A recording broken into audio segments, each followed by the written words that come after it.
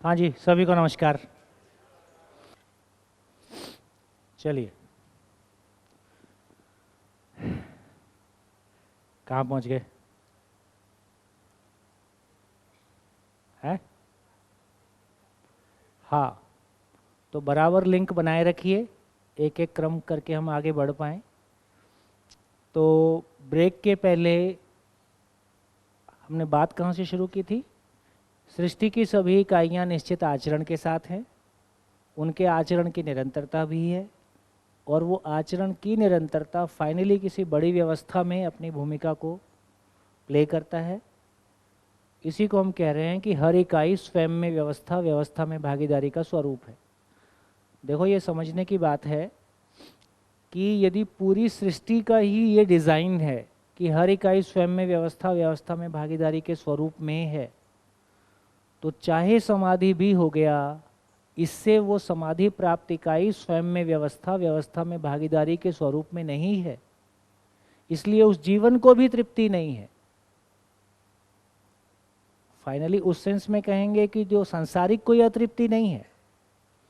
आदरणीय बाबा जी ने कहा कि समाधि की स्थिति को, कि कोई भूतकाल की पीड़ा नहीं है, वर्तमान से विरोध नहीं है, भविष्य की चिंता नहीं है, लेकिन समाधि प्राप्त पुरुष के रूप में भी जो अस्तित्व सहज इकाई के स्वरूप में जो प्रमाण होने की आवश्यकता है ना। मैं कभी कभी वो किस्सा शेयर करता हूँ, है ना। कभी बहुत शुरुआती दिनों की बात है कि थोड़ा हमको कॉन्फिडेंस नहीं आता था, और ये बात तो ठीक ही है कि हम बहुत सामाजिक पीड़ा के साथ निकले थे कि समाज में अव्यवस्था और जो कुछ भी है। तो एक दिन बाबा जी से चर्चा करते हुए मैंने कहा कि भाई, हमको तो नहीं लग रहा है कि हम कुछ ज़्यादा कर पाएंगे, है ना। इतना बड़ा संसार, उसकी इतनी बड़ी बड़ी समस्याएं, राष्ट्रीय अंतर्राष्ट्रीय, हम मुट्ठी भर लोग, है ना। तो उन्होंने दो बातें अच्छी कही थी जो मैं अक्सर कहता हूँ, आज फिर दोहरा देता हूँ। हम अध्ययन और बहुत अच्छे लोग हैं जो पहले से बहुत मेहनत कर रहे हैं। तो उन्होंने दो बातें कही।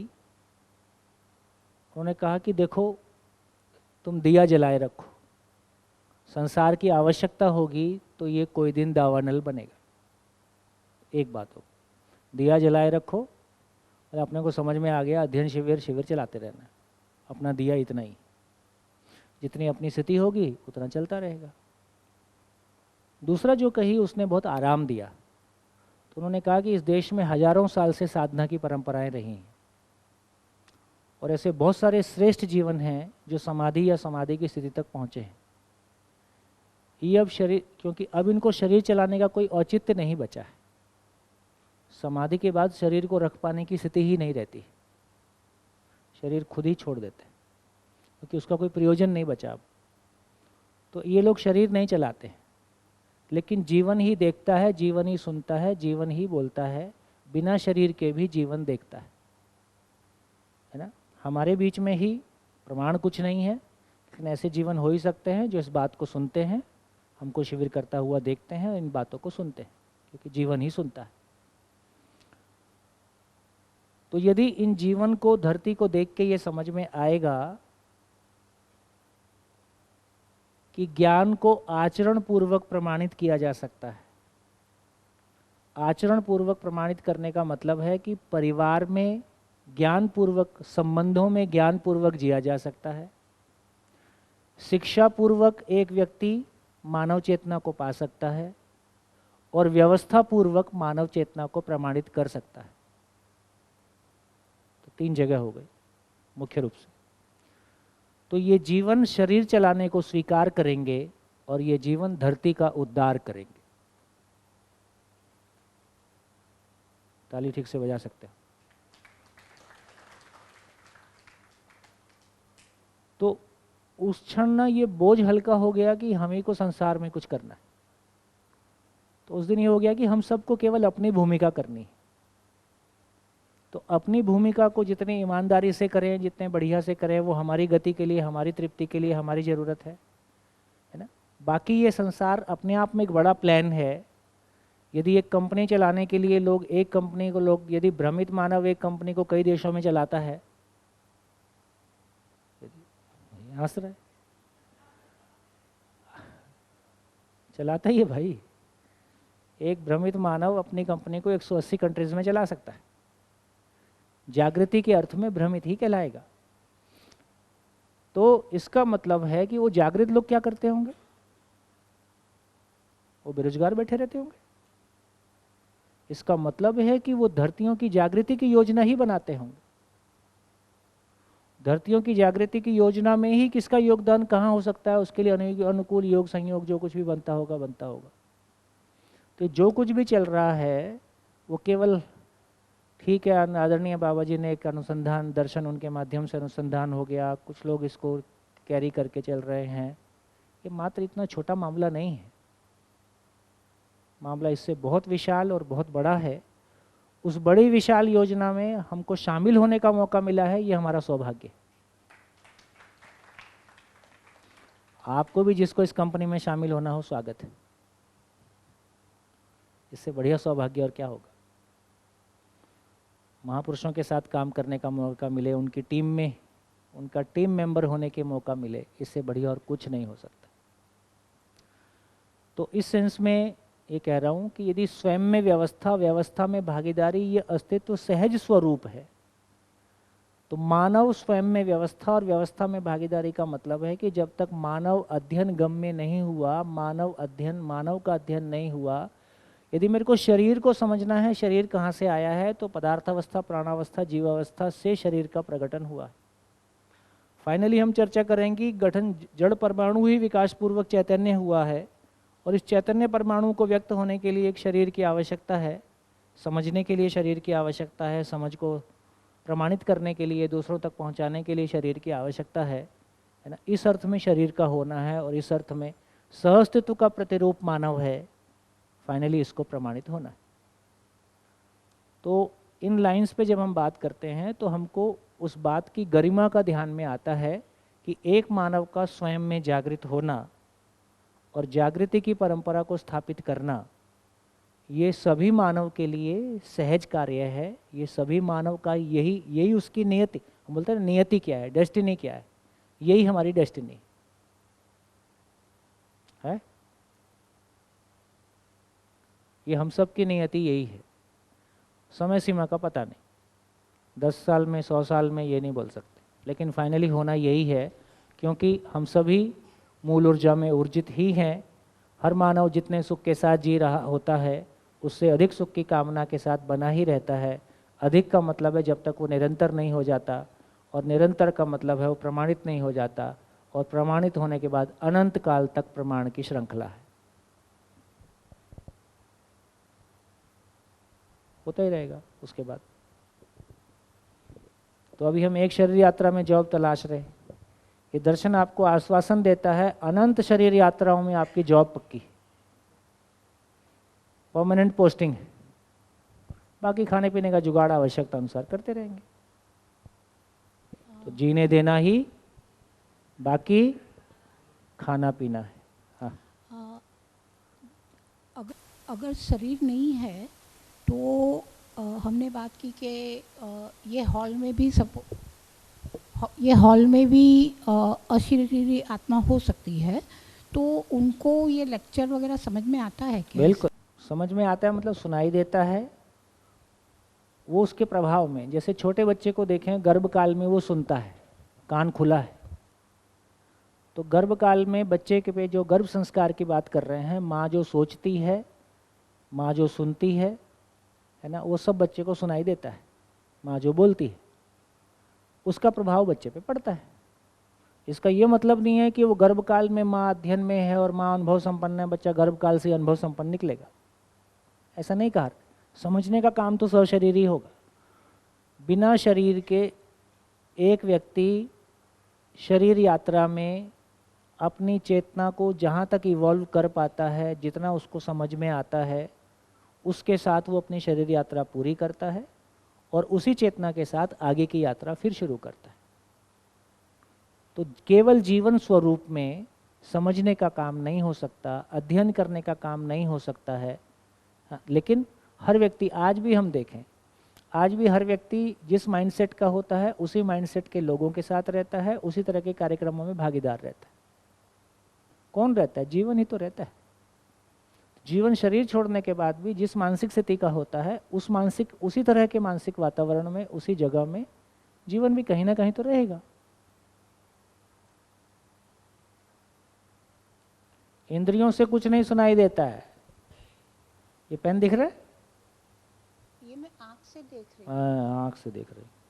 नहीं, वो मतलब आँख से कुछ नहीं दिखता है। मरे हुए आदमी की आँख खोल खोल के डाल के देखो उसमें पेन, पर अब है ना, तो खाली उसको जी- कुछ नहीं दिखाई दे रहा है। इसका मतलब खुली आँख से कुछ नहीं दिखाई दे रहा है। और ये पेन आदिवासी को दिखा के देखो, जिसने पेन आज तक यूज ना किया हो, उसको पेन दिखाई देता है? हाँ, मैं और आँख दोनों चाहिए। इसका मैं और आँख दोनों नहीं चाहिए। आँख नहीं होगी तो मैं से अकेले से काम चलता है। भाई ब्रेल लिपि क्या है? वो आँख से थोड़ी देख रहा है, हाथ से सेंस कर रहा है। लेकिन फाइनली ये हाथ से सेंस कर, ये सारा सिग्नल फाइनली मुझको आ रहा है। देखो, जीभ कोई स्वाद लेती नहीं है, कान कुछ सुनता नहीं है, आँख कुछ देखती नहीं है। यदि मैं उपलब्ध नहीं हूं तो मैं यहाँ माइक से बोलता रहूं, आप अपने घर के बारे में सोचते रहते हो, आपको कहाँ सुनाई देता है? पर्दा फड़फड़ा रहा था, फड़फड़ाता रहे, मैं तो कहीं और हूं। तो इसलिए कोई क्या बोलते हैं, जब कोई नहीं सुनता तो क्या बोलता है? कान इधर लाओ। बोलते हैं ध्यान से सुनो, ध्यान से देखो। वो एयरपोर्ट पे लिखा रहता है जहाँ छत नीचे रहती है, माइंड योर लेग्स। वो नहीं बोलता ठीक से चलो, बोलता माइंड योर लेग्स, अपनी टांग पे ध्यान दो। ध्यान से टांग चलती है, ध्यान से ही बोलते हैं, ध्यान से ही देखते हैं, सब कुछ ध्यान से होता है। ध्यान नहीं है तो कुछ नहीं होता है। इसका मतलब जब जीभ पे कोई चीज रखते हैं तो जीभ पे केवल एक केमिकल चेंज होता है।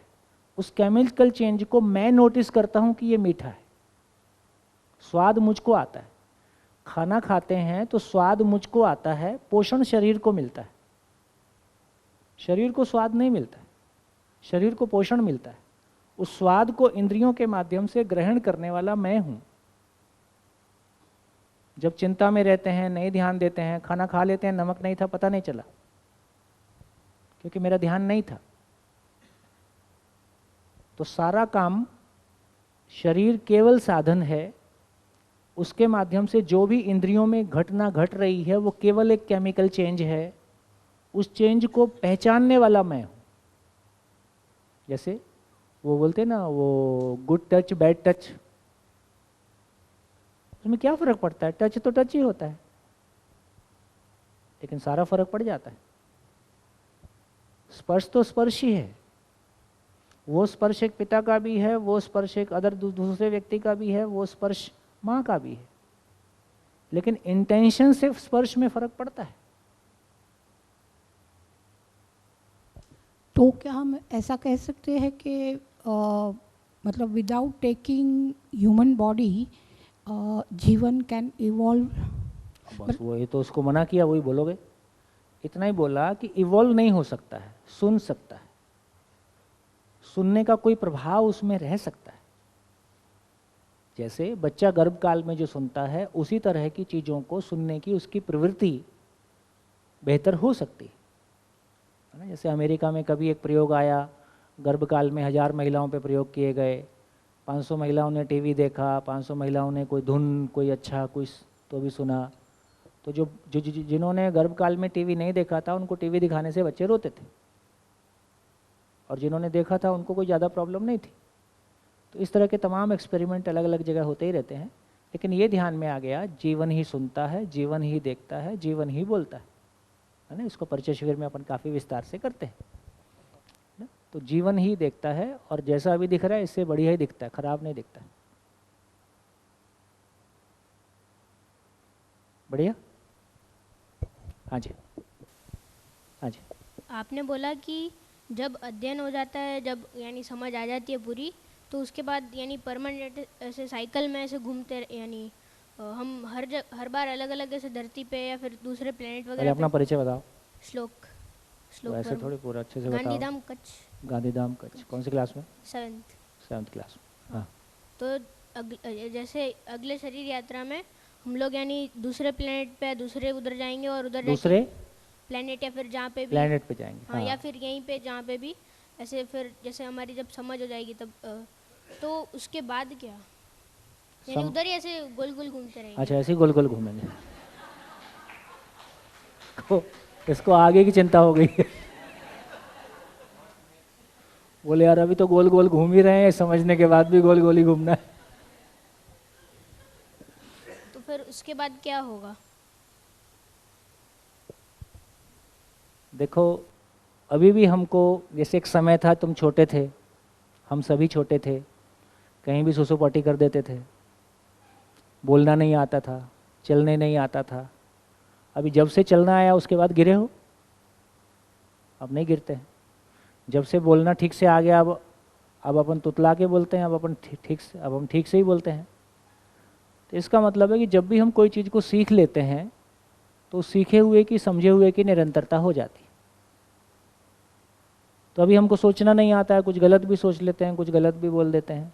समझने के बाद क्या होगा? ठीक ही सोचेंगे, ठीक ही करेंगे। उससे हम खुश रहेंगे कि नहीं रहेंगे? सामने वाला भी खुश रहेगा। नहीं रहेगा तो कैसे रहेगा उसको बता देंगे, ठीक है, वो भी खुश रहना सीख पाएगा। तो ये सूत्र ये कह रहा है कि पूर्णता और पूर्णता की परंपरा होती है। समझ गए तो समझ की निरंतरता होती है। आचरण में किसी जगह में सब कोई, मतलब जैसे हमारे ही बचपन में बहुत सारे लोग पढ़े लिखे नहीं होते थे। आजकल अधिकांश लोग पढ़े लिखे होते हैं। जब से स्कूल कॉलेज खुल गए, सब कोई पैदा होते हैं, स्कूल में जाते हैं, पढ़ना लिखना सीख लेते हैं। यदि मात्र 50 सालों में अधिकांश जनता पढ़ना लिखना सीख गई है तो मात्र अगले 50 साल में अधिकांश जनता समझदारी की ओर चल देगी। वो तो है, बट समझदारी आ गई, फिर उसके बाद का क्या रोल रहेगा? अब समझदारी आ गई, समझदारी आ गई तो फिर उस समझदारी को दूसरों में प्रमाणित करेंगे, है ना। अब वो भी हो गया, उसके बाद क्या करेंगे? अच्छा, वही सबका हो जाएगा उसके बाद। अच्छा, वो सब हो। आचरण भी पूरा हो गया, उसके बाद क्या करेंगे? आचरण भी पूरा हो गया तो एक मानव के रूप में स्वयं में व्यवस्था के भागीदारी के स्वरूप में जो कुछ भी करना था मेरा कंप्लीट हो गया। इसको बोलते हैं पद मुक्ति, इसको बोलते हैं दिव्यता, दिव्य मानव, दिव्य जीवन, ठीक है। अब दिव्य जीवन क्या करेंगे? दिव्य जीवन मानव और देव मानव का मार्गदर्शन करेंगे, है ना, मार्गदर्शन करेंगे। और किसी एक प्लेनेट पे मानवता साकार हो गई है तो अनंत प्लेनेट है। तो दिव्य मानव के लिए पूरे ब्रह्मांड में कहीं भी मूव करना और किसी भी धरती को देख के ये पहचान पाना कि इसकी जागृति की स्थिति क्या है और कहाँ मुझको सहयोग देने की ज़रूरत है, ऐसे दिव्य मानव भी एक नहीं होंगे, कई होते होंगे। वो मिल के अनेक धरतियों की जागृति की योजना बनाते हैं, उनको साकार करते रहते हैं। तो यानी हर प्लेनेट पे जाके ऐसे करते रहेंगे, उधर भी गोल गोल घूमेंगे। कभी तुम्हारे माँ बाप को लग जाए कि कब तक इसको खिलाते रहेंगे, बंद कर देते हैं, बहुत दिन हो गया। तो नियमित समय तक ही होता है ना। हाँ, तो नियमित समय तक होता है। इसका मतलब क्या हो गया? लेकिन जिसको एक को सेवा मिल रही है, वो टीचर जो क्लासरूम में पढ़ा रहा है वो बच्चे पढ़ाता रहता है, बच्चे आगे बढ़ते रहते हैं, नए बच्चे आते रहते हैं। जो सारी ज़िंदगी वो यही काम करता है। इसका मतलब ये हुआ कि जिसको जो काम करने की योग्यता बन गई है वो उसी काम को आज हम सैलरी के लिए करते हैं, किसी मजबूरी में करते हैं, या है ना, वहाँ खुशी बनी रहती है। जब मेरे को खुशी बनी रहती है, मैं किसी को अपना मानता हूँ, तो उसके लिए रुक जाऊँगा कि हमेशा करते रहूँगा? और एक प्लैनेट नहीं, अनंत धरतियों के साथ चलता रहेगा। तो ये प्रमाणित होने की क्रिया फिर अनंत काल तक बनी हुई है और उसमें अपनी तृप्ति और तृप्ति की निरंतरता बनी हुई है। यही उसका, जिसको कह रहे हैं दया कृपा करुणा, यही करुणा का स्वरूप है। ये मोक्ष से आगे की चीज है। हेलो, ये मोक्ष बांटने की चीज है। सर। वो मोक्ष बांटने का अधिकारी हो गया, दिव्यता। हाँ।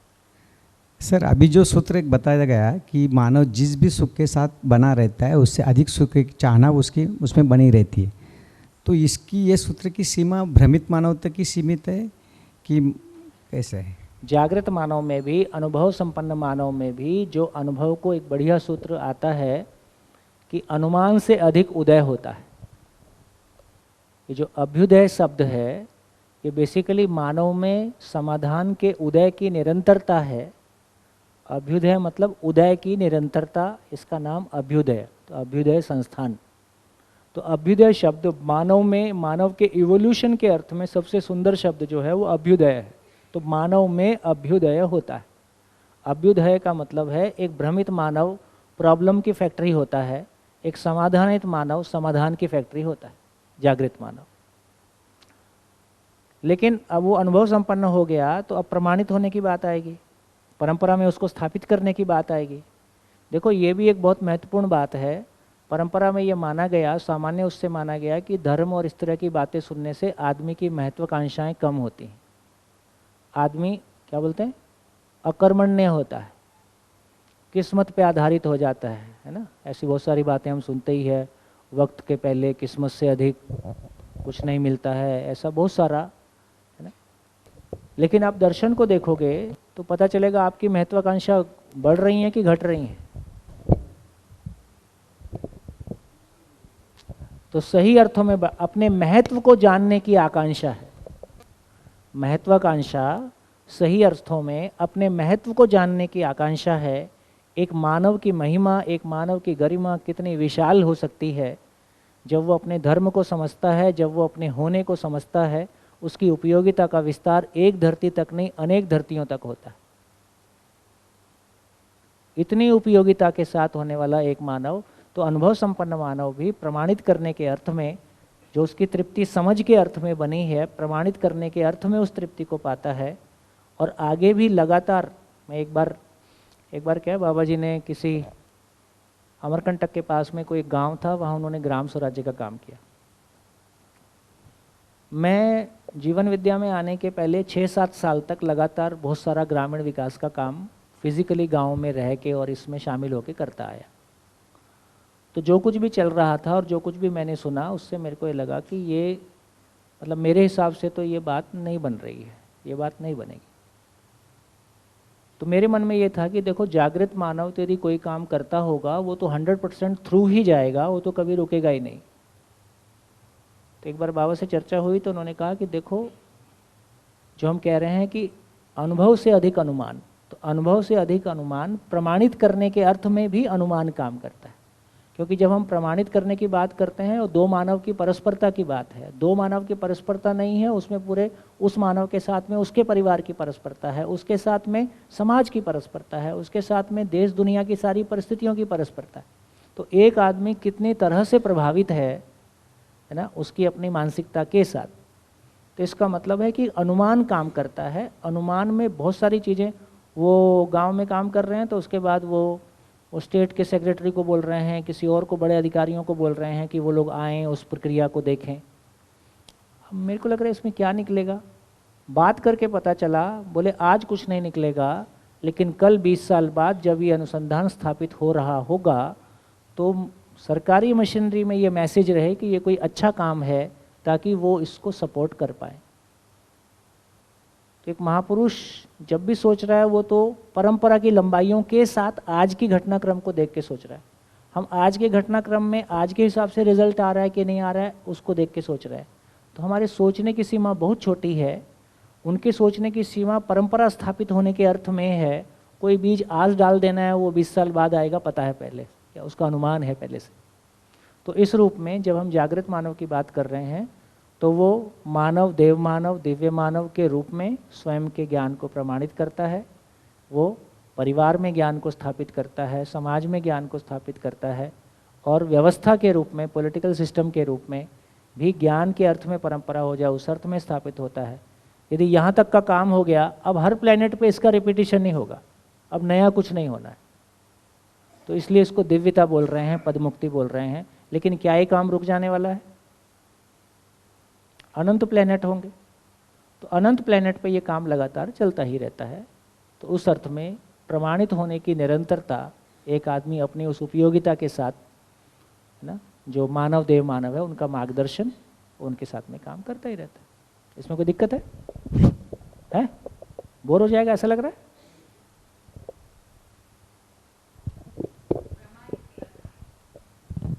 परिचय शिविर में ऐसा सुना था, यानी जाना था कि जो जीवन रहता है तो दूसरी शरीर यात्रा में उसको पहली शरीर यात्रा का याद नहीं रहता है। तो फिर ये तो दिक्कत है ना, हम लोग को बार बार जाके फिर उधर जाके वो याद नहीं रहता क्या? घटनाएं याद नहीं रहती। बात बिल्कुल ठीक है तुम्हारी। तो घटनाएं याद नहीं रहती हैं, लेकिन पिछली शरीर यात्रा में जो कुछ भी हम करके आए उसका प्रभाव हमारी मिनिमम दृष्टि के रूप में बना रहता है। उससे अधिक कुछ बोध में होगा, समझ में होगा, तो धीरे धीरे डाउनलोड होते रहेगा। मिनिमम दृष्टि के रूप में होता है।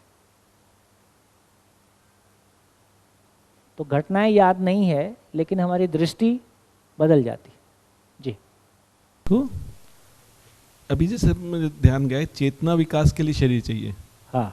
और एक बार दिव्य मानवता प्राप्त पद प्राप्त होने के बाद उसका प्रभाव वो बिना शरीर भी कर सकता है। हाँ, नहीं वो तो बिना दिव्य उसका अनुभव के पहले भी ना, बोध के लेवल तक कोई पहुंचता है, वो थोड़ी हायर स्टेट में पहुंचता है। जैसे बाबा जी और अभी उसको भी छोड़ दो, भ्रमित मानव भूत प्रेत के रूप में प्रभाव करते हैं कि नहीं करते? तो पर किसी को जीवन आ गया, वो कुछ कोई अच्छा भी अच्छा जीवन कुछ अच्छा भी बोलते हैं, खराब जीवन कुछ खराब भी करते हैं। तो जीवन का प्रभाव मानव के साथ में किसी न किसी रूप में बना ही हुआ है।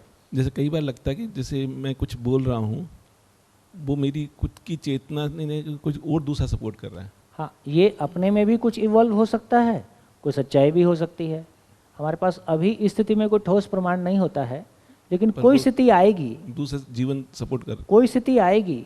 मतलब ये देखो, इसको नकारा तो नहीं जा सकता है, लेकिन अभी हमारी क्लैरिटी नहीं है कि ये मेरे मुझ में कोई विश्लेषण हुआ, पुराने शरीर ये मुझ में कोई बात समझ में आई, या कोई दूसरे जीवन का प्रभाव है। अभी हम कंफ्यूजन में रहते हैं, लेकिन कोई स्थिति तो आएगी जब हम पहचानने लगेंगे कि हाँ ये प्रभाव है तो है। जैसे बच्चे ने प्रश्न किया, उसका कई बार मेरे ग्रैंडसन को देखता हूँ, मेरे ग्रैंडसन को देखता हूँ, ग्रैंडसन को तो लगता है कि ग्रैंडसन के आने के बाद आपकी प्रगति काफ़ी हुई। लगता है कि उसका जीवन है और जीवन देख पा रहा हूँ, और जीवन का पुराना जीवन का जो संस्कार है वो उसकी वो याददाश्त घटनाओं की नहीं होती, पर संस्कार तो उसमें नज़र आ रही है। कि दो का जो फर्क देखता हूँ कि एक छोटे वाले ग्रैंडसन को देख रहा हूँ, एक उससे बड़े वाला ग्रैंडसन को देख रहा हूँ, तो दोनों में जो साइंस के हिसाब से ब्रेन एक ही है, शरीर एक ही है, ये तो बिल्कुल, पर जो फर्क है उसकी यात्राओं का फर्क। मेरे को लगता है, देखो ये बात तो अब हमारे ध्यान में आ रही है, और मैं तो खुद अपने परिवार में देख रहा हूँ। 2.25 साल की पोती है। हमारे समय में हमारे बच्चे कब हुए और कब बड़े हुए, हमारी तो ज़िंदगी बड़ी उठापटक में रही। मेरे को, चूँकि मैं मेरे बच्चे के साथ बहुत समय नहीं लगा पाया जिस समय लगाने की ज़रूरत थी, तो मेरे को अभी तक भी सपने आते हैं, वो सपने में उतना ही छोटा होता है, वो उसको भी बड़ा हुआ ही नहीं है वो मेरे सपने में आज तक। ऐसा प्रभाव उसका मेरे उस पे चित्त पे है। तो अभी हमारे घर में 2.25 साल की पोती है, तो वो जिस तरह से बड़ी हो रही है उसको देख के बड़ी तृप्ति है। मतलब अपने भीतर जो है कोई थोड़ा सा कहीं मिसिंग तो रहता ही है ना, जब जो भी हमारी ज़िंदगी में मिसिंग होता है, तो उसका पालन पोषण जिस तरह से हो रहा है, संयोग से वो जो बहू आई है वो उसको बिल्कुल वो बच्चे के साथ ही तदाकार है। तो अभी तक 2.25 साल में उसके साथ किसी ने ऊंची आवाज़ में बात नहीं किया है। थप्पड़ वप्पड़ लगना तो बहुत दूर की बात है। छोटे बच्चे कोई जिद कर ही देते हैं, उसकी हर जिद को पॉजिटिवली कैसे भुला नहीं देना है, डाइवर्ट नहीं करना है उसको। हर चीज़ को कैसे, उतना समय भी है और थोड़ी सी उतनी समझ भी है। तो एक बच्चे में, छोटे बच्चे में उसकी प्रवृत्तियाँ बहुत साफ दिखाई दे रही हैं। हमारे पास, क्योंकि हम खेत में रह रहे हैं, तो खेत की चप्पल अलग होती है, घर में अंदर आने की चप्पल अलग होती है, मिट्टी विट्टी खेत में लगी जाती है। तो उसने नोटिस कर लिया है। तो किसी भी कारण से कोई जल्दी जल्दी में खेत की चप्पल पहन के अंदर आ गया, वो पहले उसको उतरवाएगी और उसकी चप्पल पहनवा के ही अंदर आएगा। हम चाय पी के कप रखेंगे नहीं, वो उठा के किचन में रख के आ जाएगी, है ना। जरा सा गंदा हुआ, झाड़ू लाओ, खुद लाएगी और अपना झाड़ू वाड़ू मारेगी। तो एक छोटे बच्चे के, उसके लिए हमको कभी नहीं सोचना पड़ा कि कौन सामान कहाँ रखा है, कोई तोड़फोड़ नहीं, कोई जो सामान हम भी इधर उधर कर दिए उसको सेट करेगी। अब ये जो छोटे बच्चे में एक प्रवृत्ति दिखाई दे रही है, यदि मम्मी को किस किया तो फिर घर में 4 लोग जो बैठे हैं चारों को किस करेगी। किसी एक को कुछ खिलाया तो फिर वो सबको खिलाएगी। घूमने के लिए बाहर जा रहे हैं, गाड़ी निकली, गाड़ी में बैठा, यदि गाड़ी में मैं नहीं बैठा या दादी नहीं बैठी तो सबको बाकायदा याद करेगी, फिर उसको बता देंगे घूम के आओ, मिलेंगे, तो मान जाएगी। तो एक छोटे बच्चे में दिखाई दे रहा है कि उसके साथ हम बड़े की तरह बात कर पा रहे हैं, लेकिन मेरे घर में एक दूसरा बच्चा हो सकता है जो हो सकता है इतना सेंसिटिव या इतना इस तरह से नहीं होगा। तो अब ये ध्यान में आ रहा है कि वाकई में सॉफ्टवेयर बनाना, प्रोडक्ट बनाना, मकान बनाना, मशीन बनाना शायद मानव बनाने की तुलना में छोटा काम है, या मानव बनाने की तुलना मानव बनाना तुलनात्मक चेतना का काम है, कोई बड़ा काम है। जिस दिन माताओं को, परिवारों को इस बात का ध्यान आएगा और मुख्य रूप से जो हम विवाह की बात करते हैं और तमाम बातें करते हैं उसको हम बिल्कुल एक नई दृष्टि से देखेंगे, नए सिरे से देखेंगे। एक घर में जो मानव बन रहा है उससे बड़ा कोई काम दुनिया में है नहीं, क्योंकि कल को यही कोई समाज में कोई भूमिका लेगा, कल को यही पति या पत्नी बनेगा, कल को यही आगे, है ना। तो शायद मानव बनना और मानव बनाना ये कोई बड़ी भूमिका है। उस बड़ी भूमिका और उसकी फाइननेस, उस चेतना के साथ हम जी पाएँ, उस चेतना के साथ हम चीज़ों को हैंडल कर पाएँ, शायद हम धीरे धीरे इस तरफ इवॉल्व करेंगे। ये जो हमारी घर में तृप्ति नहीं मिली, इसी तृप्ति को पाने के लिए हमने बहुत सारी समाज सेवा भी करी, इसी तृप्ति को पाने के लिए हमने बहुत कुछ बाहर ढूंढा है, और इसी तृप्ति के चक्कर में बहुत सारा गर्लफ्रेंड बॉयफ्रेंड होता है। यदि सही अर्थों में अपने घर में हमको उस तृप्ति का वातावरण मिला है तो बहुत सारा भटकाव नहीं होगा। पूरे परिवार की बात कह रहा हूँ। हमारी अतृप्ति अपने घर से हुई है शुरू। हाँ जी भैया, यही देख के भी मैंने एक नया प्रयोग शुरू किया है कि मानव की स्कूल बनाए। मानव तो मानव की स्कूल बने, मानव की स्कूल बने। तो उसमें मैंने सोचा कि बच्चे को एजुकेशन की ज़रूरत नहीं, पेरेंट को ज़्यादा है। हाँ, तो अभी नया प्रयोग किया है, एडमिशन चाहिए तो खुद का एडमिशन पहले लो। तो 50 बच्चों के लिए ऐसा शुरू किया, प्री स्कूल। अच्छा, उस स्कूल को दिया लिमिटलेस स्कूल, लिमिटलेस स्कूल। क्यों बच्चे में लिमिट है नहीं हाँ, सीखने की, उस जिस लेवल पे वो उससे आगे। तो माँ बाप मान गए कि पहले हम भी एडमिशन लेंगे। तो एडमिशन की शर्त यही है, शर्त यही है। बच्चे को चाहिए तो ये शर्त है, तो मान गए। मतलब बच्चे की जगह बच्चे के नाम पे ले लेंगे। अच्छा, तो एडमिशन में उनको अब मेरे पास तो कंटेंट आ गया देने के लिए पेरेंट को। क्या चीज़? पेरेंट को देने के लिए कंटेंट आ गया ना। कंटेंट आ गया। पहले हाँ, तो देते तो क्या देते, उपदेश ही देते, उपदेश दे। चाहिए शब्द देते। चाहिए तो वो जानते ही हैं, अब इस चाहिए पे रहें कैसे, उसके लिए सारा मॉडल बना रहे हैं भैया। तो उसमें कैसे लिमिटलेस रखा है कि अभी मैंने देखा है नर्सरी में हमारा सिलेबस लिमिट होता है। हाँ, बच्चा तो बहुत आगे कर रहा है, हाँ। उसको स्कूल में जाके कहते हैं 100 वर्ड सीख। देखो ना, मैं 1 to 20 भूमिका बताता रहा हूँ, दिव्य मानव के आगे का क्वेश्चन कर रहा है। अब मैं भूमिका बना रहा हूँ, बोले यहाँ की बात ही नहीं कर रहा हूँ, आगे चलो। तो उस तरह शुरुआत की है। कोई भाई लोग बहन लोग जुड़ना चाहें इसमें जुड़े, बिल्कुल। ऑनलाइन ऑफलाइन काम कर सकते हैं। इसके लिए मॉडल बनाने, पेरेंटिंग के बनाने हैं। देखिए, मेरे को एक ही बात समझ में आई, स्कूल शुरू करें, साथ में रहने की बात करें, कुछ भी करें, फाइनली अपनी गहराई काम आनी है। और अपनी चेतना नहीं है तो भाई साहब फील्ड में तो रिजल्ट ट्रांसलेट नहीं हो रहा है। तो कैसे, और गुजरात में तो बहुत अच्छी स्थिति बन रही है धीरे धीरे। तो कुल मिला के कितने परिवारों में ये स्थिति आती है कि हम सही अर्थों में पूरी ताकत लगा के अपने में वो जो चेतना परिवर्तन की स्थिति आनी है, अपने मोहल्ले में कैसे एक वातावरण बने। जिस दिन मोहल्ले मोहल्ले शिविर अध्ययन होने लगेगा ना, उस दिन अपन तर जाएंगे। माइक्रो स्कूल टाइप का इसका सोच रहे हैं। ठीक बढ़िया, भैया, शानदार। नमस्ते। चलिए थोड़ा सा आगे बढ़े, कहाँ पहुँच।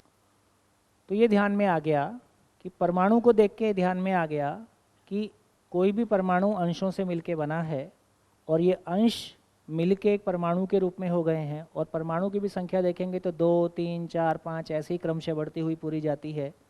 और इसी प्रकार के किसी भी धरती के बनने में कितने प्रकार के परमाणु और कितनी उनकी मात्रा, सब कुछ को देखेंगे तो एक रेशो, एक व्यवस्था का स्वरूप दिखाई देता है। तो ब्रेक के पहले हमने चर्चा कर लिया कि किस तरह से एक परमाणु का स्वरूप है और कैसे मूल चेष्टा, और एक परमाणु मूल ऊर्जा में ऊर्जित होने के आधार पर जो व्यवस्था की प्रवृत्ति है उसका नाम चुंबकीय बल है। तो सृष्टि में हर इकाई चुंबकीय बल संपन्न है। ये बात ध्यान में आ गई। सृष्टि में हर इकाई चुंबकीय बल संपन्न है।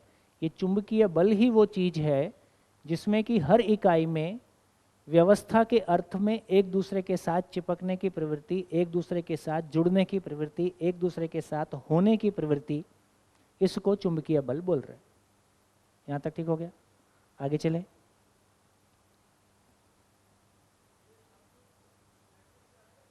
हाँ, अभी उससे अलग रखते हैं। वो सेम सेम सेम जो है चुंबकीय बल हमारे आपके बीच में है। हम आप भी आपस में जुड़ना चाहते हैं, परिवार के लोग भी, संसार, हम सबसे जुड़ना चाहते हैं, उसके लिए इतने संगठन बनाते हैं, उसके लिए इतना कुछ करते हैं, वही चुंबकीयता है, उसी सेंस में है।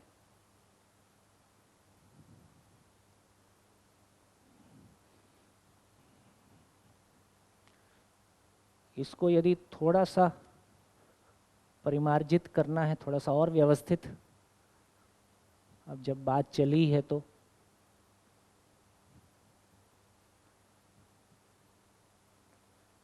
हम अध्ययन शिविर में बात कर रहे हैं। तो दृष्टि है, एक दर्शक है। दर्शन कौन है? मानव है। मानव में दो वैरायटी हैं, एक भ्रमित मानव है और फाइनली एक जागृत मानव है। दृष्टि में या तो PHL है, प्रियहित लाभ है, या न्याय धर्म सत्य है, और फिर ये फाइनली उस दृष्टि से किसी दृश्य को देखता है। तो दृश्य या तो जड़ है या सह अस्तित्व है, और फाइनली उसको अनुभव होता है। तो या तो इंद्रियों को अनुभव करते हैं, अनुभव शब्द ठीक नहीं है पर बोलचाल की भाषा में हम बोल देते हैं, या तो हम इंद्रियों से सुख को भोगते हैं, या हम सह अस्तित्व अनुभूति करते हैं, ईश्वरानुभूति करते हैं।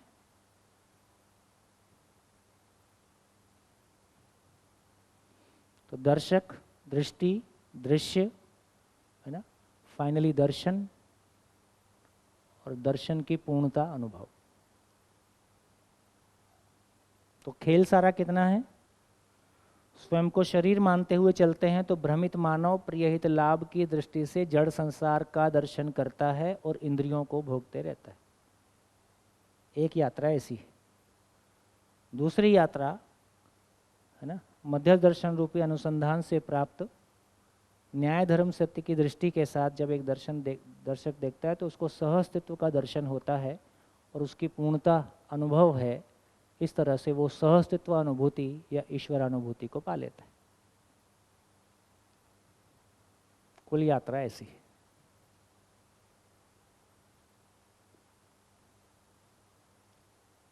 ठीक है दर्शन, अपने भाइयों को समझा देना।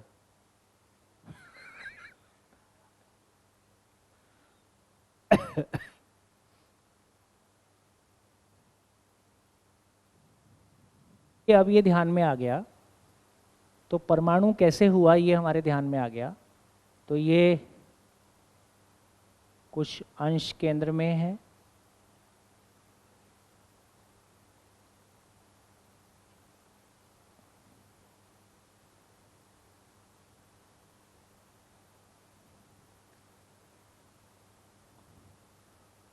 तो जो केंद्र के अंश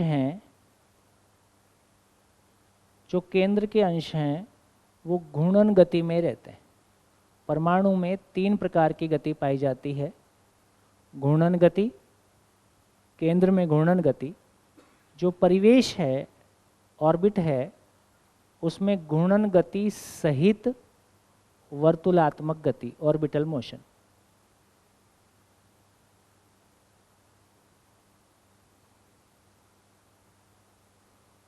और केंद्र में घूर्णन गति और परिवेश में वर्तुलात्मक गति, इन दोनों के संयोग में परमाणु एज ए होल में कंपनात्मक गति पाई जाती है।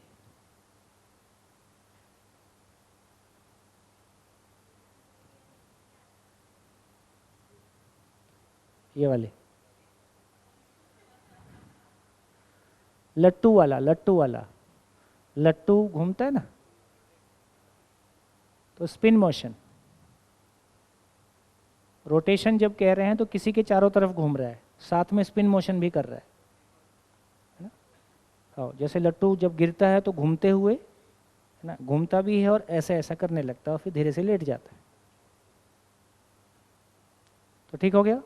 तो परमाणु में हमने 3, अब हम क्या समझने जा रहे हैं? अब हम उस बात को समझने की कोशिश कर रहे हैं कि अस्तित्व का जो मूल मुद्दा है कि हर इकाई स्वयं में व्यवस्था में भागीदारी के स्वरूप में है, लेकिन जब हम हर इकाई की बात करते हैं तो उसका मूल स्वरूप परमाणु है। यदि हर इकाई स्वयं में व्यवस्था में भागीदारी के स्वरूप में है, तो बेसिकली ये आ कहाँ से रहा है, ये हो कैसे रहा है, उसको समझने की कोशिश कर रहे हैं कि ये स्वयं में व्यवस्था और व्यवस्था में भागीदारी का रूट कहाँ पे है। ये जो इतनी बड़ी व्यवस्था बनी है, उस व्यवस्था के बनने का रूट कहाँ पे है, उसको थोड़ा समझने की कोशिश कर रहे हैं। तो ये ध्यान में आ गया 3 गतियाँ, कोई कन्फ्यूज़न? थर्ड वन, ठीक है, करता हूँ। तो देखिए फिर 2 सूत्र आगे हैं।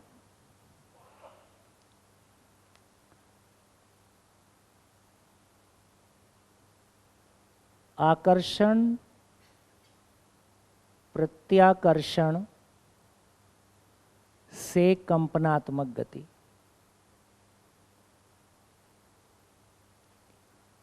और प्रत्याकर्षण आकर्षण से वर्तुलात्मक गति। ये बड़ा कोर है, ये पकड़ में आएगा तो एक तरह से हमारे को रूट ध्यान में आ जाएगा कि मामला कैसे चल रहा है।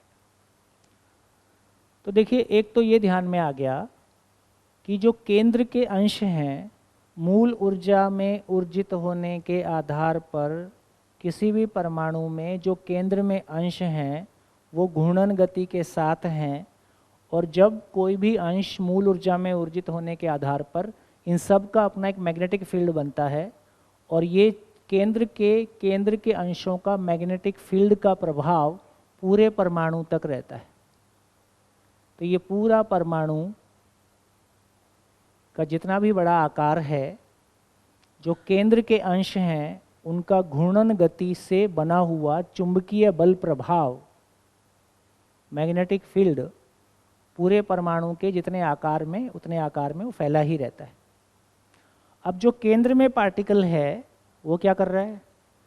जो केंद्र में पार्टिकल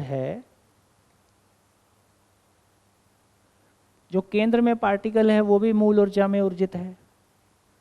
तो केंद्र में पार्टिकल है वो भी मूल ऊर्जा में ऊर्जित है। मूल ऊर्जा में ऊर्जित होने के कारण ये केंद्र के अंशों के साथ में व्यवस्था में होने की प्रवृत्ति के साथ परिवेश वाला। तो मान लीजिए हम कल्पना करें कि ये 2 हैं, एक जनरल स्टैंडर्ड ले लेते हैं, ये 8 हैं, है ना, 2, 8, 18, 32, है ना, जनरल स्टैंडर्ड। तो ये सभी अंश बेसिकली कोई परमाणु, कोई व्यवस्था बननी है तो कुछ अंश केंद्र में रहेंगे और कुछ अंश उसके बाहर ऑर्बिट करेंगे। इस तरह से ये परमाणु का स्वरूप बना। तो परमाणु में जो केंद्र में अंश हैं वो घूर्णन गति के साथ होंगे। घूर्णन गति के साथ जो एक कर रहे हैं उससे जो भी एक चुंबकीय बल प्रभाव बना उस पूरे परमाणु में बना हुआ है। उसी पूरे परमाणु में चुंबकीय बल प्रभाव में जो ऑर्बिट वाले हैं वो अपने प्रभाव क्षेत्र के साथ उसी प्रभाव में ना ऑर्बिट कर रहे हैं। इस तरह से जो केंद्र के कणों का चुंबकीय बल का प्रभाव है, उसी प्रभाव में जब केंद्र जो ऑर्बिट के पार्टिकल हैं वो गति करते हैं, तो इससे वो दोनों चुंबकीय बल प्रभाव क्षेत्र एक दूसरे को काटते हैं, एक दूसरे से प्रभावित होते हैं। तो इस रूप में ये कहा रहा है आकर्षण कौन कर रहा है? तो जो केंद्र के अंश, जो परिवेश के अंश हैं वो केंद्र की तरफ, केंद्र के साथ बने रहने के लिए आकर्षित है। फिर से रिपीट कर रहा हूं, परिवेश के अंश व्यवस्था में मूल ऊर्जा में ऊर्जित होने की प्रवृत्ति के साथ, व्यवस्था में होने की प्रवृत्ति के अर्थ में जो केंद्र के अर्थ हैं उनके साथ बने रहने के लिए आकर्षित हैं, आकर्षण के साथ उनके साथ बने रहना चाहते हैं। ठीक, जब ये बने रहना चाहते हैं तो नेचुरल है बने रहने में, और उसकी एक निश्चित दूरी में बना रहना है। तो उस बने रहने में निश्चित दूरी बनी रहे, इस अर्थ में जो केंद्र उसको व्यवस्थित किए रहता है ना, उसको बोल रहे हैं प्रत्याकर्षण। तो आकर्षण और आकर्षण का प्रत्याकर्षण, इससे कंपनात्मक गति, तो केंद्र के जो पार्टिकल है ना वो ऐसे ऐसे घूमते हैं, उसका एक्सिस भी ऐसे। तो केंद्र में भी जो केंद्र का एक्सिस है वो अपने एक्सिस पे ही घूम रहा है, लेकिन एक्सिस में एक कंपन है। ध्यान में आ गया? तो केंद्र के अंश में भी कंपन का भ्रूण है। उसी तरह से जो परिवेश का है, ये बोल रहे हैं कि जब प्रत्याकर्षण, तो इसको ये आकर्षित रहता है, ये इसको आकर्षण के प्रति जो आकर्षण को सेट करता है ताकि इनके बीच में व्यवस्था बनी रहे, उस अर्थ में ये प्रत्याकर्षण का जो प्रभाव है उसकी वजह से ये ऐसे आगे, जैसे ऐसे हुआ तो आगे बढ़ गया, है ना। तो वो अपना एक्सिस, कोई प्लेन एक ही प्लेन में नहीं, ऐसे नहीं जा रहा है ना, इसे धरती भी जा रही है, इसे धरती नॉर्थ को आगे किए रहती है, एक ही धरती ऐसी आगे चलती है। तो उस क्रम में जो दोनों के बीच के व्यवस्था में रहने की परस्परता है, उसके कारण केंद्र के अंशों में भी परिवेश के अंशों में भी कंपनात्मक गति का भ्रूण रहता ही है।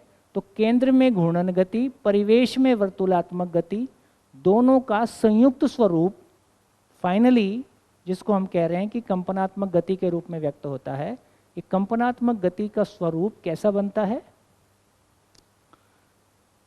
अब केंद्र के अंश और उनका चुंबकीय बल, परिवेश के अंश उनका चुंबकीय बल एक दूसरे के साथ क्रॉस कर रहा है।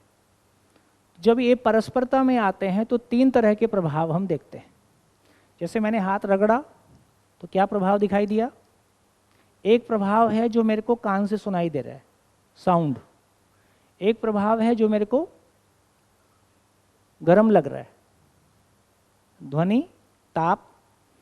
और बेसिकली ये दोनों के संयुक्त रूप में, दोनों का जो चुंबकीय बल क्षेत्र है, उसमें जो इनकी परस्परता में जो संयुक्त प्रभाव बना, उसको चुंबकीय बल कह रहे हैं। तो बेसिकली तीन प्रभाव बने, ध्वनि, ताप और विद्युत। विद्युत मतलब विद्युत चुंबकीय बल।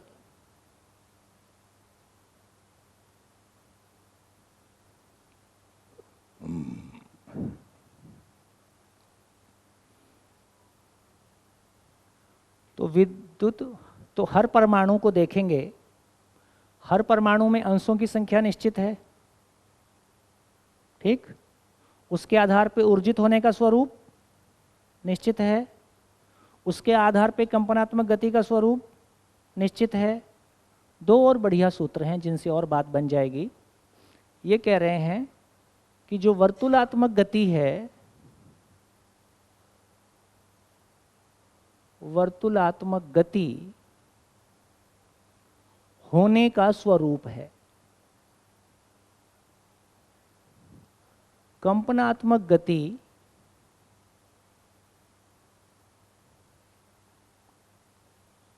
रहने का स्वरूप है। कंपनात्मक गति होने का स्वरूप है का मतलब परमाणु की जो स्थिति है उसका होना है, जो बेसिकली बल है। और जब रहने का स्वरूप कह रहे हैं तो उसकी गति का मतलब, रहने का मतलब, व्यवस्था में भागीदारी का मतलब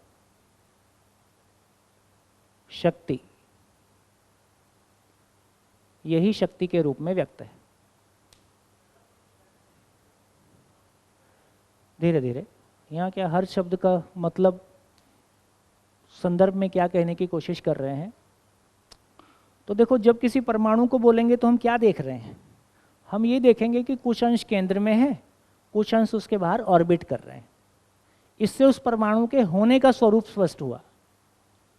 किसी भी परमाणु के होने के स्वरूप के बारे क्या बोलेंगे? भाई केंद्र में 12 अंश हैं और बाहर में 3 परिवेश हैं जिसमें कि 12 अंश डिस्ट्रीब्यूटेड है। ये एक परमाणु का होने का स्वरूप है, उसका एग्जिस्टेंस, उसका गठन। तो कहा कि वर्तुलात्मक गति होने का स्वरूप है। जब वर्तुलात्मक गति बोल रहे हैं तो उसमें घूर्णन गति और केंद्र सब रहेगा कि नहीं रहेगा? कोई वर्तुल करेगा तो केंद्र होगा तभी वर्तुल करेगा, ऑर्बिट करेगा। तो जब वर्तुलात्मक गति कह रहे हैं तो उसमें केंद्र का जो घूर्णन गति है, जो केंद्र सहित ही उसको बोल रहे हैं। तो वर्तुलात्मक गति होने का स्वरूप है, इसका मतलब है कि एक परमाणु में जो वर्तुलात्मक गति है वो केंद्र और परिवेश के पार्टिकल को एक साथ बोल रहे हैं। ये ध्यान में आ गया? हाँ जी, साथ चल पा रहे हो कि उड़ गया? फ्यूज उड़ गया कि बचा है? मैं 4 बार रिपीट करूंगा, आप चिंता ना करो, लेकिन पकड़ना है अपने को, ये काम की बात है। ठीक? कितने लोगों ने 10वीं पास की है? सबने पास की है ना? है? एग्जाम दिया है, पास तो हो जाऊंगा। तो 10वीं में जितना परमाणु आ जाता है अपन उससे आगे की बात नहीं कर रहे हैं, है ना? तो 10वीं तक के परमाणु में हमने इतना पढ़ा है कि कोई भी पदार्थ की मूल इकाई परमाणु है, और परमाणु का मतलब है कि उसमें अंशों की संख्या केंद्र में कितनी है, ऑर्बिट में कितनी है, ये निश्चित रहता है। तो गोल्ड गोल्ड इसलिए है कि उसके केंद्र में इतने, परिवेश में इतने हैं। कार्बन कार्बन इसलिए है कि उसमें केंद्र में कुछ अंश और हैं और बाहर में कुछ अंश और हैं, और ये हमेशा सभी जगह एक जैसा रहेगा। इसे चांद पे भी पानी मिलेगा तो कैसा होगा? वो H2O ही होगा। चांद पे भी कार्बन मिलेगा तो उसका इलेक्ट्रॉनिक कन्फिग्रेशन, लोहे का इलेक्ट्रॉनिक कन्फिग्रेशन वही होगा। इसलिए चांद पे गोल्ड मिल जाएगा, उसको निकाल के धरती पे लाके बेचेंगे, ऐसा सोच रहे। ये जितना कुछ कर रहे हैं उसका बड़ा बड़ा पर्पस यही है कि वहां कोई माल मिल जाए। कुल मिला के मामला पैसे का ही है। लेकिन इसका यह मतलब है कि चांद का मंगल का गोल्ड धरती के चांदी के जैसा होता है, ऐसी प्रॉब्लम नहीं है। मंगल पे जो गोल्ड मिलेगा वो धरती पे जो गोल्ड मिलेगा वो एक जैसा ही रहेगा, है ना? ये मान के ये सब काम चलते हैं। तो इससे ये समझ में आ गया कि किसी भी फिजिकल चीज का मूल रूप परमाणु है। परमाणु का स्वरूप हमने देखा कि उसके केंद्र में कुछ पार्टिकल रहेंगे जो अपने एक्सिस के चारों तरफ घूमेंगे, स्पिन मोशन करेंगे, है ना? जैसे हमारी धरती और सूरज भी स्पिन मोशन करता है, और हमारी धरती स्पिन मोशन करते हुए सूरज को चारों तरफ ऑर्बिट करती है। चांद धरती के स्पिन मोशन करता हुआ धरती को ऑर्बिट करता है। तो इस तरह से सेम चीज, ये एक बढ़िया बात है कि पूरी सृष्टि के गठन का सिद्धांत परमाणविक है। पूरी सृष्टि के गठन का सिद्धांत परमाणविक है। इवन कोशिका में भी देखेंगे तो उसमें भी एक केंद्र है ना? वहाँ भी उसकी वैसी ही व्यवस्था है। परिवार को देखेंगे तो धीरे से समझेंगे कि परिवार भी एक परमाणविक व्यवस्था है। धीरे से इसको समझेंगे। तो एक तो ये बात हमारे ध्यान में आ गई, एक परमाणु से लेके और पूरा ब्रह्मांड और पूरी गैलेक्सी सब कुछ परमाणविक स्वरूप में ही है, उसी का विस्तार है। ये बात हमारे ध्यान में आ गई। केंद्र के अंशों में, बोलते जाओ, केंद्र के अंशों में घूर्णन गति, परिवेश के अंशों में घूर्णन गति सहित वर्तुलात्मक गति, और केंद्र में भी एक्सिस में कंपन रहता है, और जो परिवेश में अंश ऑर्बिट कर रहे हैं उसमें भी कंपन रहता है। ये सारा संयुक्त कंपनात्मक प्रभाव, केंद्र का और परिवेश का संयुक्त प्रभाव बेसिकली परमाणु में कंपनात्मक गति के रूप में व्यक्त होता है। और उस कंपनात्मक गति के स्वरूप के बारे में कहा कि जो केंद्र का चुंबकीय बल का प्रभाव है, जो परिवेश के चुंबकीय बलों का प्रभाव है, वो आपस में एक दूसरे को जिस तरह से कट करता है। हम बिजली कैसे बनाते हैं? मैग्नेटिक प्रभाव को कट करते हैं। वो जो कट करने से प्रभाव पैदा हुआ उसको इलेक्ट्रिसिटी बोल रहे हैं, है ना? तो सेम एक घटना उस लेवल पे भी घट रही है जिसमें ध्वनि, ताप और विद्युत के रूप में संयुक्त प्रभाव किसी भी परमाणु में होता है। तो बेसिकली किसी भी परमाणु में ये ध्वनि, ताप, विद्युत रूपी प्रभाव एक जैसा रहेगा। गोल्ड में गोल्ड के जैसा ही रहेगा, आयरन में आयरन के जैसा ही रहेगा, क्योंकि उसके परमाणु के अंशों की संख्या निश्चित है। उसके आधार पे उसका ऊर्जित होना निश्चित है। उसके आधार पे ध्वनि, ताप, विद्युत रूपी प्रभाव निश्चित है। इसी का नाम निश्चित आचरण है। समझ में आया? थोड़ा थोड़ा जब रिपीट करोगे ना तब समझ में आ जाता है। जब आप लोग बोल के देखोगे तो ध्यान में आ जाएगा, कम से कम भाषा के रूप में ध्यान में आ जाएगा। हाँ वो आपने बोला था ना कि वो अंतरिक्ष में या हाँ, तो यहाँ जो हुआ, ये जो पहला धक्का किसने मारा, जो तो बात आई, ये तो फाइनली क्या हुआ, तो ये ध्यान में, ये कितने ध्यान लोगों के ध्यान में, जब वर्तुलात्मक गति होने का स्वरूप है, किसी भी परमाणु के होने की बात करेंगे तो उसके केंद्र में कुछ अंश रहेंगे, पार्टिकल कुछ उसके ऑर्बिट में रहेंगे। जब वर्तुलात्मक बोल रहे हैं तो वर्तुलात्मक तो केंद्र के चारों तरफ ही होगा ना, तो जो वर्तुलात्मक गति बोल रहे हैं तो केंद्र की गति उसमें शामिल ही है, तो वर्तुलात्मक गति होने का स्वरूप है, इससे परमाणु का गठन बना हुआ है। वर्तुलात्मक गति का मतलब है कि आकर्षण, आकर्षण प्रत्याकर्षण से कंपनात्मक, ये दोनों साथ साथ चलता ही रहता है। तो ये जो चुंबकीय बल के बीच में इन दोनों की केंद्र के और परिवेश के अंशों की परस्परता बनी, इस परस्परता में कंपनात्मक गति और उसके साथ में वर्तुलात्मक गति दोनों की स्थिति बन गई। तो कंपनात्मक गति वो चीज़ है जिसमें हम कह रहे हैं कि केंद्र के चारों तरफ कुछ अंश घूम रहे हैं। तो वर्तुलात्मक गति जब कह रहे हैं तो उसके फिजिकल स्ट्रक्चर के बारे में बात कर रहे हैं।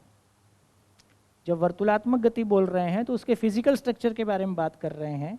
जब कंपनात्मक गति की बात कर रहे हैं तो उसके प्रभाव क्षेत्र की बात कर रहे हैं। अब बात ध्यान में आई? क्या बोला? हर इकाई अपने प्रभाव क्षेत्र सहित है।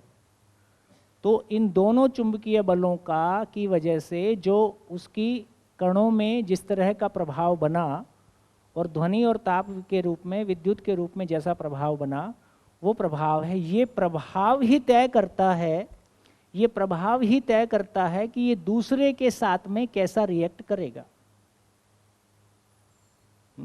जैसे हम व्यवहारिक रूप में कहें कि लोहा और एल्यूमिनियम में वेल्डिंग नहीं होता, इसका मतलब लोहे का कंपनात्मक गति और इसकी कंपनात्मक गति में कोई मैचिंग ही नहीं बनता होगा।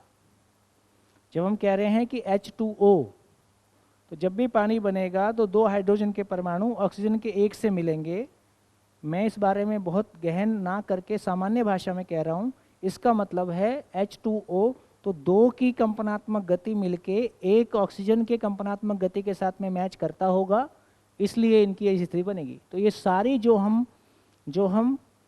हम कंपनात्मक गति की बात कर रहे हैं, ये उसके रहने का स्वरूप है, ये उस व्यवस्था में भागीदारी का स्वरूप है। इस आधार पे होना और रहना, स्थिति और गति के बारे में हमारा कुछ ध्यान खुला कि ये परमाणुविक स्वरूप पे कैसे हो रहा है।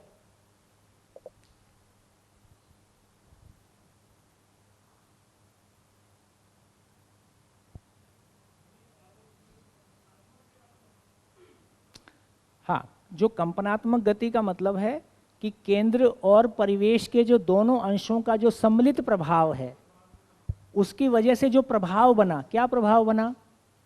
एक प्रभाव ये बना कि जो केंद्र और परिवेश के अंश का आपस में परस्परता बनी, उससे एक प्रभाव ध्वनि बना, एक प्रभाव ताप बना, और ये जो विद्युत चुंबकीय बल में प्रभाव पैदा हुआ, जो केंद्र के चुंबकीय बल था उसको परिवेश के अंशों ने काटा, उसके काटने से जो विद्युत प्रभाव पैदा हुआ, तो विद्युत, तो तीन तरह के प्रभाव सम्मिलित रूप से मिलके व्यक्त हुए। ये प्रभाव दूसरी इकाई के साथ कैसे जुड़ेगा उसको तय कर देता है। तो जिसको हम कंपनात्मक गति कह रहे हैं, ये दूसरे, जिसको हम कंपनात्मक गति कह रहे हैं, ये एक परमाणु का दूसरे परमाणु के साथ में परस्परता को तय करता है। ये उसके रहने का स्वरूप है, क्योंकि ये प्रभाव, इकाई अपने प्रभाव सहित है, प्रभाव दूसरे प्रभाव के साथ में मैच करेगा। और वर्तुलात्मक गति का मतलब है कि केंद्र में कुछ अंश हैं और परिवेश में कुछ अंश हैं, तो उसमें हम उसके होने को पहचान पाए कि फाइनली इसका स्ट्रक्चर कैसा है, होना कैसा है। हाँ जी, इलेक्ट्रॉन, प्रोटॉन, न्यूट्रॉन के हिसाब में कैसे समझ सकते हैं? सेंटर में क्या है और बाहर इलेक्ट्रॉन है? आपके आने के पहले मेरे ख्याल से ये बात हमने कहा कि दर्शन में ये बात बोल रहे हैं कि जो केंद्र में अंश हैं और जो परिवेश में अंश हैं, ये सब एक ही जैसे हैं, ये सब एक ही चीज़ है। केवल उनकी भूमिका के हिसाब से जो केंद्र में काम कर रहे हैं उनकी भूमिका अलग हो गई, जो परिवेश में काम कर रहे हैं उनकी भूमिका अलग हो गई। तो भूमिका को हम पॉजिटिव नेगेटिव कुछ बोलने की कोशिश कर रहे हैं। दर्शन ये कह रहा है कि अंश एक ही जैसे हैं। तो उसमें इसलिए हम उसको अलग अलग नहीं बोल रहे हैं। ऐसे कैसे तय हो गया कि सेंटर में कितने रहेंगे और हाँ, बाहर कितने जाएंगे? और ये अच्छी बात, ये अच्छी बात कि कैसे तय हो गया। कैसे तय हो गया? सहअस्तित्व पूर्वक, मूल ऊर्जा में ऊर्जित होने के कारण, है ना, पूरी सृष्टि में सभी में पूर्णता की प्रवृत्ति। ये पूर्णता की प्रवृत्ति व्यवस्था के अर्थ में है। व्यवस्था के अर्थ में होने की प्रवृत्ति का मतलब है एक जड़ परमाणु विकास पूर्वक चैतन्य हुआ है, उसको एक शरीर की आवश्यकता है, उसके लिए जीवावस्था, उसके, इसका मतलब ये पूरा कैनवस में, पूरे शो में कौन सी चीज़ कैसे होनी है तो सहअस्तित्व पूर्वक प्रकट हुआ है। सहअस्तित्व की महिमा से वो डिफाइन हो रहा है ना। तो सहअस्तित्व पूर्वक ये डिसाइड हो रहा है कि एक धरती पे पदार्थ अवस्था, प्राणावस्था को आना है, तो प्राणावस्था के आने के लिए कितने प्रकार के परमाणु कितनी मात्रा में होंगे तो उस पर पदार्थावस्था विकसित होगी, पदार्थ प्राणावस्था विकसित होगी। प्राणावस्था के बाद में जीवावस्था को आना है, तो प्राणावस्था के विकसित होने का स्वरूप क्या रहेगा कि वो जीवावस्था को कनेक्ट कर जाए, जीवावस्था ज्ञानावस्था को कनेक्ट कर जाए, और फाइनली उसको जीवन को, शरीर को प्रमाणित करना है। तो इस तरह से ये पूरा का पूरा कारवां, इस बड़ी पिक्चर को देखेंगे उस अर्थ में यही वो चीज़ है जिसको हम कह रहे हैं कि ये अस्तित्व अपने पर्पस के साथ। तो अस्तित्व का पर्पस क्या है? सभी इकाई पूर्णता में होने के कारण पूर्णता को प्रमाणित करती है, निश्चित आचरण को प्रमाणित करती है। अस्तित्व में हर इकाई पूर्णता के अर्थ में है, पूर्णता को प्रमाणित करने के अर्थ में है। यही अस्तित्व के होने का स्वरूप है। तो जैसे जैसे हमको व्यापक वस्तु का महिमा, सहअस्तित्व का महिमा समझ में आते जाएगा, वैसे वैसे ये सारे लिंकेजेस हमारे एक्सप्लेन होते जाएंगे। फाइनल तृप्ति तो अनुभूति के बिना, अभी सुनने से अधिक तृप्ति मनन के लेवल पे है, उससे अधिक तृप्ति अवधारणा की है, उससे पूर्ण तृप्ति आत्मा की है। फाइनली मैंने ही सारा देख लिया, बात पूरी हो गई। पर अभी इसको हमने शक्ति बोला फाइनली, कंपनात्मक। शक्ति का मतलब, शक्ति को मतलब उस ढंग से समझ के रखिए। शक्ति का मतलब कह रहे हैं कि स्वयं में व्यवस्था, स्वयं में व्यवस्था और व्यवस्था में भागीदारी, ये हमको ज़्यादा समझ में आता है। लाल रंग दिख रहा है? स्वयं में व्यवस्था, ये पेन अपने आप में व्यवस्था है, लिखना व्यवस्था में भागीदारी है। मेरा शरीर और जीवन मिलके मानव के रूप में मैं एक व्यवस्था हूँ। ये व्यवस्था पिता के रूप में भागीदार है, पति के रूप में भागीदार है ना, भाई के रूप में भागीदार है। तो मैं एक व्यवस्था और फाइनली इसकी कोई भागीदारी। माइक अपने आप में एक व्यवस्था और आवाज़ आप तक पहुंचाने में इसकी भागीदारी। तो इस रूप में है। तो व्यवस्था, स्वयं में व्यवस्था को होना कहा, व्यवस्था में भागीदारी को रहना कहा, होने को स्थिति कहा, रहने को गति कहा। ठीक, इसी को होना और रहना कहा। जब मन के लेवल पे बोला तो इसी को बोल रहे हैं मन स्थिति, इसको बोल रहे हैं मनोगति। और जब बोलचाल की भाषा में कहा, इसी को कहा क्या हालचाल है। हाल क्या है? स्थिति कैसी है? चाल क्या है? कार्यक्रम कैसा चल रहा है? बोलचाल की भाषा में जो हालचाल हम शब्द प्रयोग करते हैं वो स्थिति गति के स्वरूप में ही करते हैं। तो इसका अर्थ हरिहर जो बोलते हैं, बहुत सारी परंपराओं में हरिहर है, वो भी स्थिति गति का ही ना। तो पूरा अस्तित्व स्थिति गति के स्वरूप में है। पूरा अस्तित्व इकाइयों की जब बात करेंगे तो स्थिति गति के स्वरूप में है। ये स्थिति गति के स्वरूप में कैसे हो गया, कैसे बन गया, कैसे आ गया, उसको हमने समझने की कोशिश की। तो हमको पता चला कि मूल ऊर्जा में ऊर्जित होने के कारण अंशों में एक दूसरे को व्यवस्था के अर्थ में पहचानने की प्रवृत्ति है, जिसके कारण एक परमाणु फॉर्म होता है। केंद्र में घूर्णन गति, परिवेश में वर्तुलात्मक गति का संयुक्त प्रभाव कंपनात्मक गति के रूप में रहता है। कंपनात्मक गति व्यवस्था में भागीदारी के स्वरूप को डिसाइड करता है और वर्तुलात्मक गति उसके होने के स्वरूप को डिसाइड करता है। होने के स्वरूप को हम उसके आधार पर पहचानते हैं।